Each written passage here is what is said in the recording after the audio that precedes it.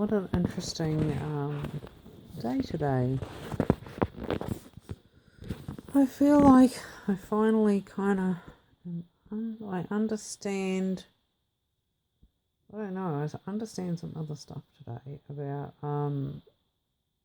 truly facing up to these fears of the past. And like I had this experience when I was out in nature, like I was just hanging to get out there today because it's been a few days because of the weather and just circumstance. So I finally get over there and man do I have to do some calming down and releasing and clearing and blah blah blah. So I'm doing all of that and qigong on the side of a hill.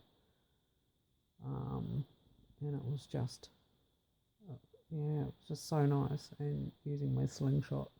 I'm a pretty damn good shot now too. And anyway, it was for the last 3 days or so, probably since the full moon, which had Chiron and Aries, North nodes, and we've got this big Mars retrograde right on the partial solar eclipse in Scorpio, which is a fixed sign. So all of this combination speaks of transformation, like of deep, dark fears and fixed beliefs of the past that have been set in place by the causation of these fears. I don't know.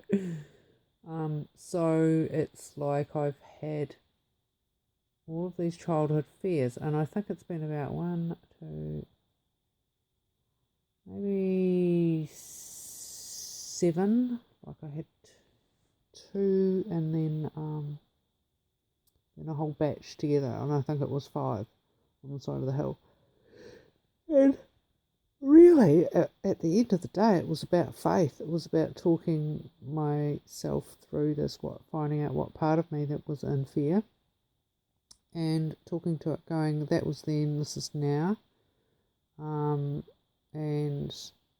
having gone through this experience and just having to breathe through it and talk through it to myself and to my inner child, saying, yeah, exactly what I just said. And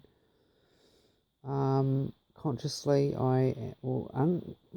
somehow I'm using the energies, planetary energies available to me now, just naturally, and it's like I get confirmation of it afterwards, and I felt like, wow, it was like the bigger picture. I could only understand, I could now understand all the things I went through, and the process better, because I actually went through it, and it was like fronting up to each of these fears and talking your way through it that have caused me in the past to go around in a loop and repeat cycles.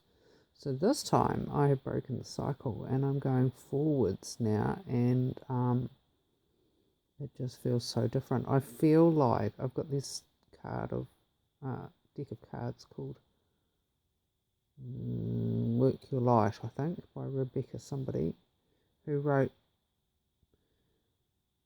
Black is the New Black, or no, Light is the New Black. She wrote a book called Light is the New Black, and that is a pretty amazing book. I highly recommend that. And yeah, she's got these cards, and one of the cards that I keep getting all the time is the ever unfolding rose and sisterhood of the rose. And I'm in a little house with a rose on it, and yesterday I pruned the rose, and the feeling that I have energetically inside of me is ever unfolding light within me, in my mind and heart open, and they just keep going, and it's like a fountain. It's like a fountain, like when you watch a fountain, how it's quite amazing how it just keeps coming out. I don't know, you know. So and the other thing I wanted to say is, if you're going through hell, just the only thing you can do is keep going. Like, you didn't come this far to only come this far. Keep going. It gets easier, it gets better, and just trust in yourself, trust your intuition. Trust your intuition, like, trust me, it's spot on. and just keep going. And to oh my God, when they say bring it back to you and you have all the answers inside of yourself, that is true. And it's like you can intellectually know that, but to actually experience it and access it is something else. And I don't know why, but I have this urge to talk about narcissism. And like prior to this learning curve, which has been about 3 years, I had no clues about narcissism whatsoever. And when I started, I mean, obviously when you're learning about something, you're going from the outside to the in. And when you start applying it to your life and looking at things through that lens, it'll just blow you away. It has the answers to everything practically. So listen to H.G. Tudor. He is a narcissist and a aware one, and he's really, really entertaining and good value. And